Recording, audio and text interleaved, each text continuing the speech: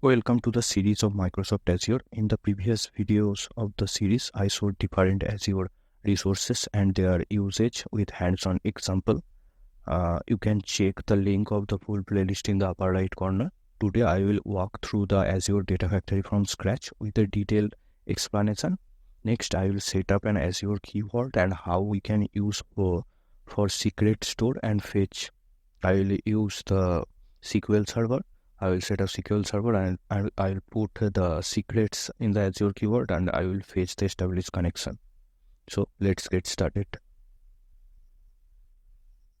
So here you can see I landed to the portal.azure.com, Azure portal. I already created a Microsoft Azure account with free trial. You can check this video in the upper right corner, and also you can take the subscription pay as you go. So next I took this subscription pay as you go.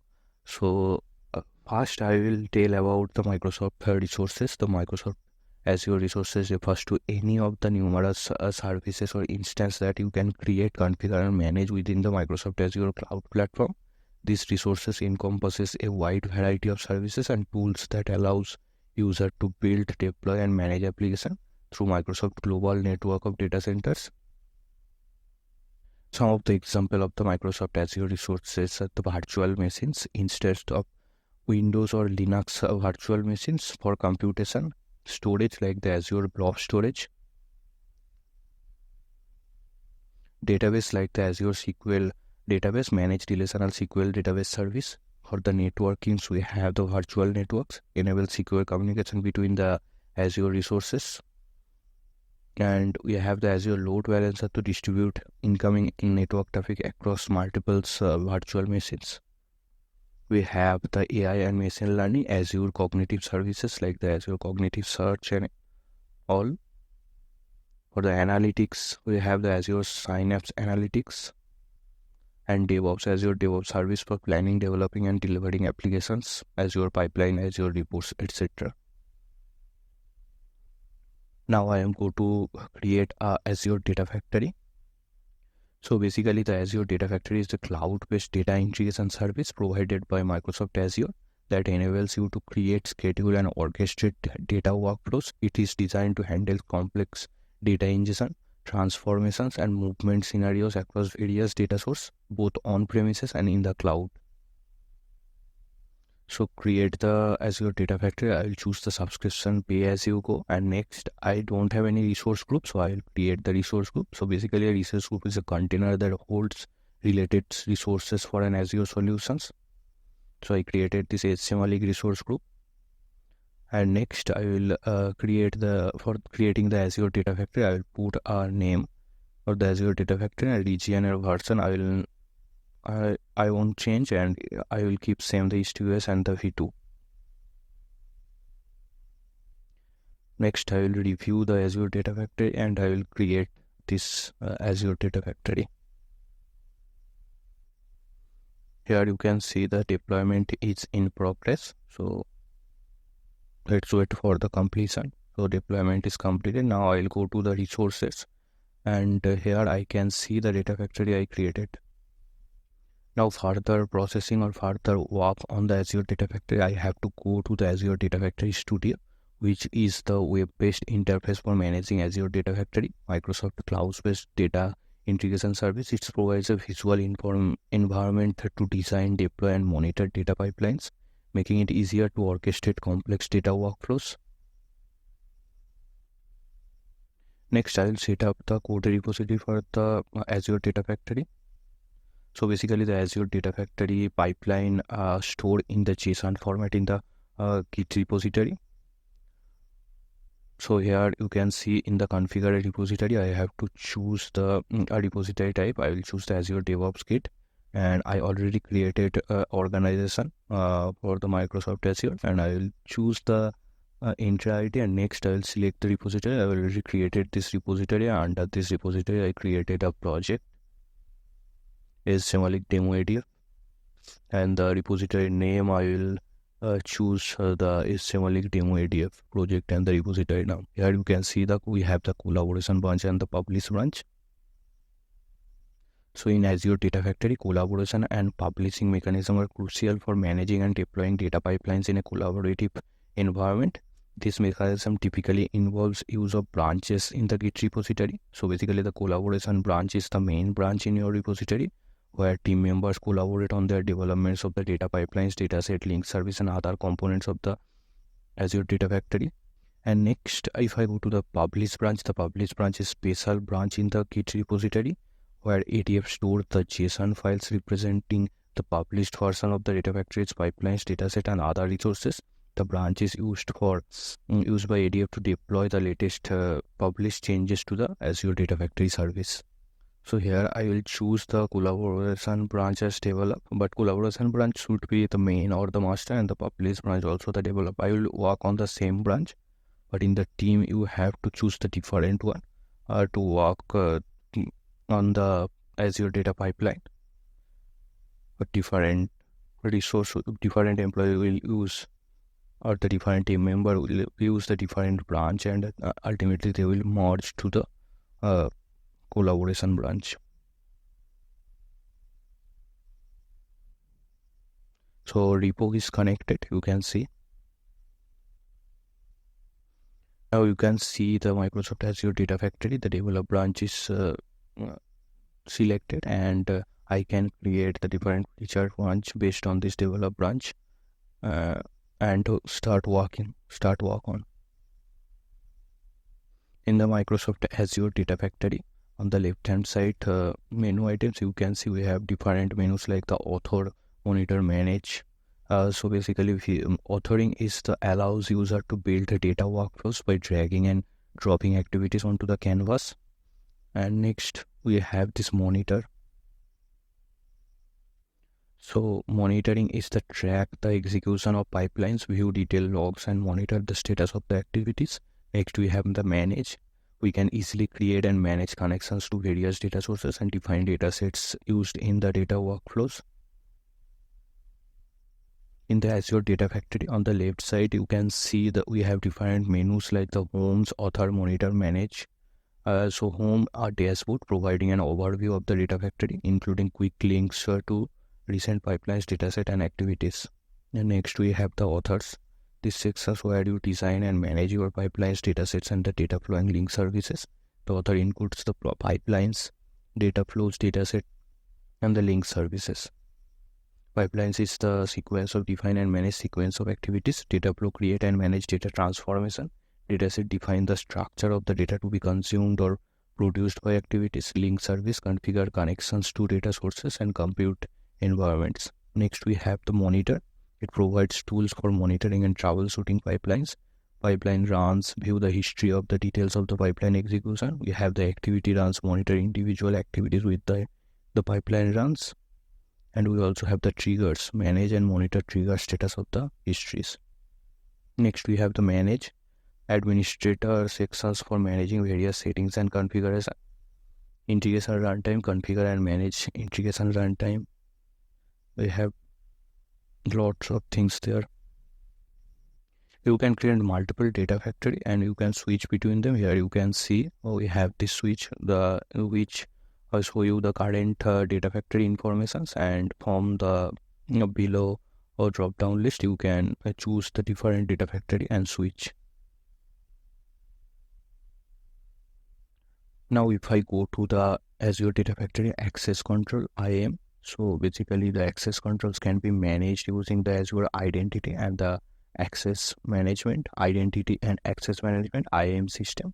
This involves using Azure roles to define what actions users, groups and applications can perform on the Azure Data Factory. Here we have different access like the Azure RBAC, role-based access control. RBAC is used to manage access to Azure resources by assigning roles to users, groups or applications. Roles define the permissions to perform specific actions.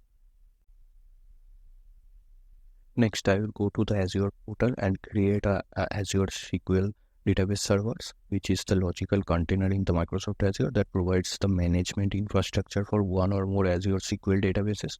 This server functions as a central administrative point for your SQL database and offers several key features and functionalities that facilitate the database management, security, and the connectivity. So when you go to create the SQL database server, you have to put some information like the subscription resource group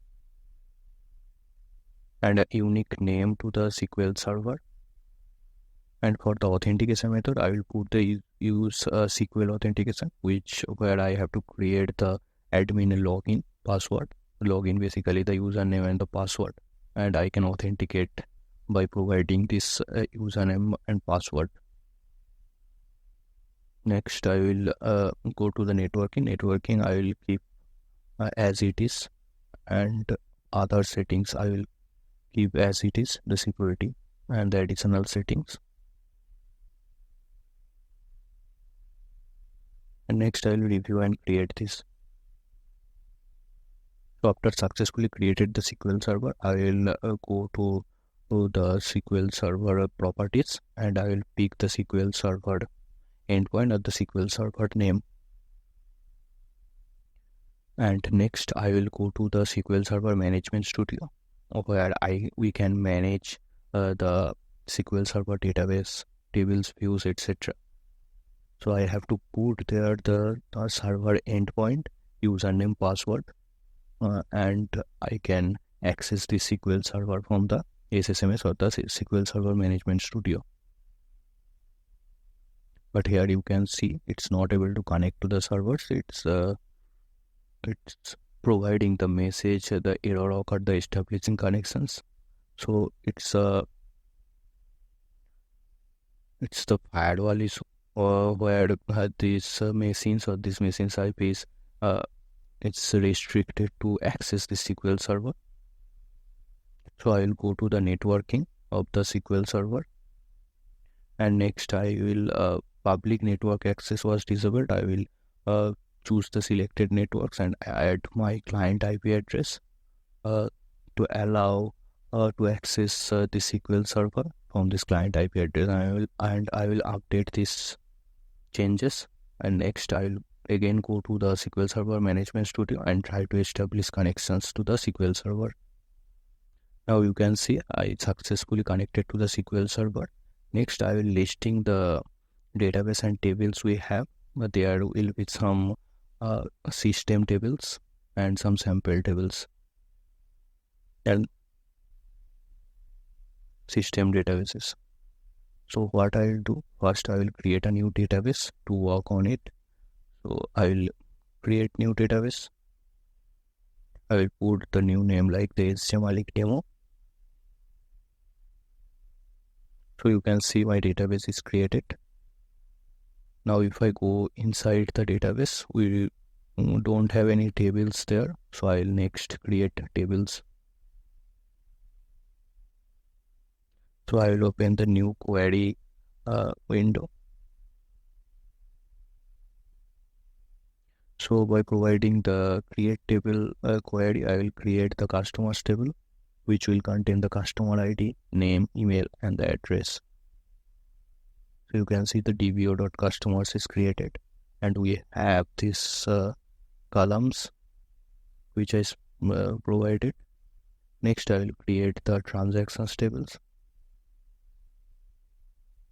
Transactions tables created. Next I will insert some sample data to the customers and the transactions table. So you can see we have this SQL statement or the SQL query to insert the data into the customers.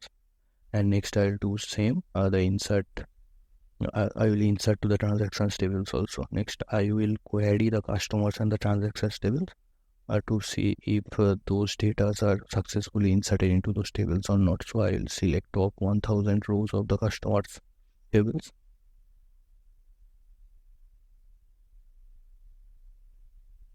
And here you can see the data I put. I can see here the customer ID, name, email, and the address.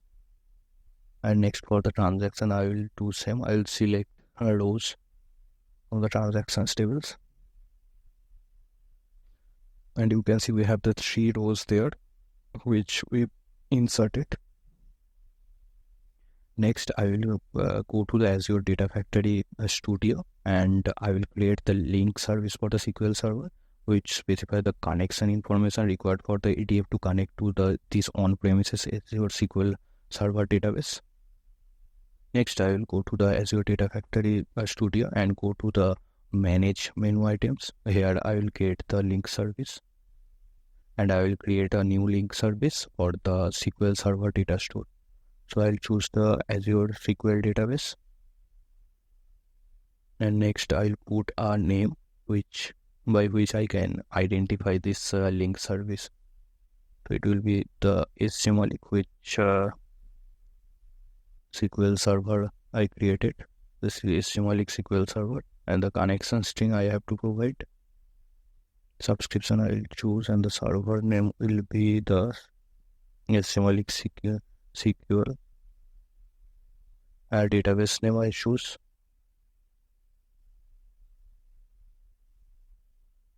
Username I have to authenticate by the SQL server user password authentication. But to provide the password, I'll choose the Azure Key Vault.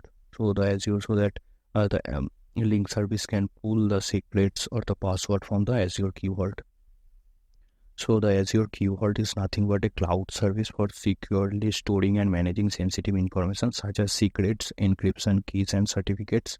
It helps safeguard cryptographic keys and secrets used by the cloud application and services.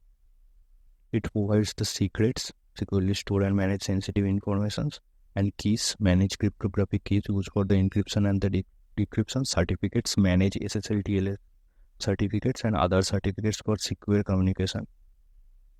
So I'll create the Azure Key Vault, name the HTML SQL Server pass, and I will choose the Azure subscriptions as pay as you go, and I will provide the Key Vault name. I have to create Key Vault from the Azure portal.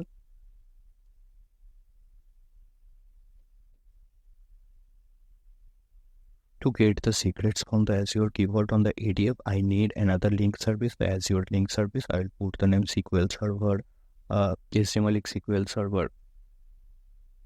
I will put the name HTML SQL Server pass, where I have to choose the subscriptions and the Azure Key Vault name. I don't have created the Azure Key Vault, so I have to create a Azure Key Vault from the Azure portal.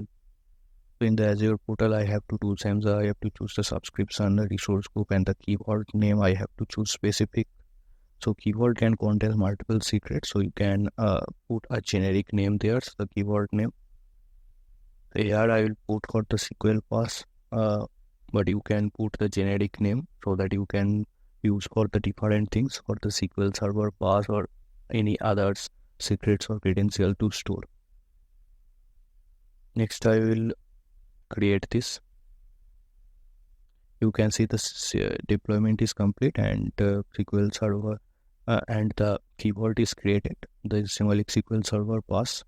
Now, if I go to the secrets of the newly created Azure Key Vaults, I am encountering an error stating that the operation is not allowed by the RBAC, so I can't list the secrets here. It means that the role-based RBAC means that role-based access control settings for the Azure Key Vault do not grant me or the identity being used, such as the managed identity, the necessary permissions. I don't have the necessary permissions to perform the operations. Now, if I try to create a secret by providing a name and value, it will give me the same error. Error occurred while creating the secrets. The operation is not allowed by the RBAC. Now, if I go to the access configuration of the Azure Key Vault, you can see there are two types of access control models. The access policies, Vault access policies. This is the older model where you define the specific access policies directly within the Key Vault for users, groups, or application. But the recommended here, the Azure role-based access model or the RBAC. This is the newer, more integrated model where you use Azure RBAC systems to control access to the Key Vault. If you are using the Azure RBAC for your Key Vault, you need to ensure that the identity, user, group, service principal, or the managed identity has the appropriate role assignments to create and manage the secrets. Now I will go to the Azure Data Factory Studio, and I will create the link service for the Azure Key Vault. Here the authentication method will be the system assigned to manage identity. So in this manage identity, the Azure allows the Azure services to authenticate with other Azure resources securely without the need to manage credential explicitly. And next I'll create this link service. I'll use this Azure Key Vault link service in the Azure SQL database link service, where I will fetch the password of the Azure SQL server. But here you can see it's not able to fetch the secrets here. So for me and the ADF, I have to assign the manage identity, the appropriate roles to create and manage secrets in the Azure RBAC. So first I will create a Azure link service. So link service actually defines the connection information for the external data store or the destination. So that's why I will create the Azure Key Vault link service. The Azure Key Vault I created is symbolic SQL Server pass, so that I can use this link service in other link service, right? Like the SQL Server link service, where I can use this Azure Key Vault link service to get the connection information of the SQL Server. So I will put the name of the Azure Key Vault link service as Azure_KV. And here you can see that Azure Key Vault name is chosen. It's symbolic SQL Server pass, and I will create this link service. Or Azure Key Vault link service is created. Next, I will create another link service for the SQL Server. So that by using this link service, I can pull data from the SQL database. So I will name it the HTML SQL Server. Name it Azure_SQL_HTML, and I will choose the subscriptions as I have, and the SQL Server name I created the HTML SQL, and the database I will choose the HTML demo. And authentication type will be the SQL authentication. Username and the password. Username I will put here, and the password I will take from the Azure Key Vault link service what I created just now. And if I fetch the secrets, so it will fetch all the secrets whatever we have in the Azure Key Vault, but you can see it's failed because the Azure Data Factory don't have the sufficient permissions or access to fetch the secrets from the Azure link service. So for that, I have to do the role assignments. I have to assign the role to the Azure Data Factory so that it can get list the Azure secrets from the Azure Key Vault. So I have to go to the Key Vault, and next I will go to the access control IAM. What I will do, I will first assign me as the Key Vault administrator so that I can manage this Key Vault, whatever we have the role assignments and all the things. So I will go to the add role assignments. So I'll click on the add role assignments. Next, I will search for the Azure Key Vault administrator. So we have this Azure Key Vault administrator. And if I view this, and here I have to choose the permissions. So you have to add assignments here. Click on the add role assignments, and in this window I will choose the role which I want to give access. So the role will be the Key Vault administrator. So Key Vault administrator I will choose, and the next I will go to the members tab, and in the members tab I will click on the select members, and here I will search for me, and here you can see my name is there, and I will add my name, and I will review assign my me to the role Key Vault administrator. Next, I will go to the secrets and I will generate or import new secrets which will contain the SQL database connection information. So I will name it the HTML SQL DB connection, and the secret value I will put this format, the data source, the host name, and there will be security false user ID and the password. You can see this is the data source host name. The catalog is the database name, and we have the user ID and the password which we created while we create the SQL server, and the secrets is created. Now in the Azure Data Factory link service, we'll try to fetch these secrets, but still I didn't assign a role to the Azure Data Factory. So again, I will go to the access control IAM tab, and I will go to the add role assignments, and in the add role assignments I will choose the Key Vault administrator, but you can assign the role as the Key Vault Azure Data Factory contributor to the Azure Data Factory.